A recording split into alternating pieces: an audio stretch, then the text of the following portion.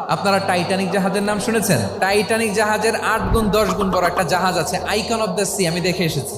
Royal Caribbean দেখে এসেছি। সাগরের সামনে জেটিতে যখন দাঁড়ালাম, জাহাজটা যখন যায়, আমার মনে হচ্ছে একটা শহর, পুরো একটা শহর মনে হয় পানির উপর দিয়ে ভেসে যাচ্ছে। পড়েন সুবহানাল্লাহ। এই যে আইকন অফ দ্য সি, এই জাহাজটা, এটার ভেতরে স্টেডিয়াম আছে, সুইমিং পুল আছে, রেস্টুরেন্ট আছে, 3000 4000 রুম বিশিষ্ট, কক্ষ বিশিষ্ট হোটেল আছে।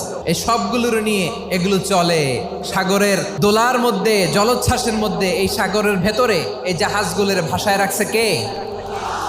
এই যে বাংলাদেশে যে গাড়িগুলো চালান, বেশিরভাগ গাড়ি আসে কিন্তু জাপান থেকে। হাজার হাজার গাড়ি একটা জাহাজ বহন করতে পারে। সূরাত বনী ইসরাইলের এই চমৎকার আয়াতের ভেতরে আল্লাহ তাআলা বেসিকলি মানব জাতির প্রতি তার 4টি স্পেশাল অনুগ্রহের কথা বলেছেন। 2 নম্বর অংশ আল্লাহ তাআলা বললেন, ওয়া হামালনাহুম ফিল বাররি ওয়াল বাহর, স্থলে এবং সমুদ্রে আমি তাদের জন্য চলাচলের বাহন দিয়েছি। সুবহানাল্লাহ।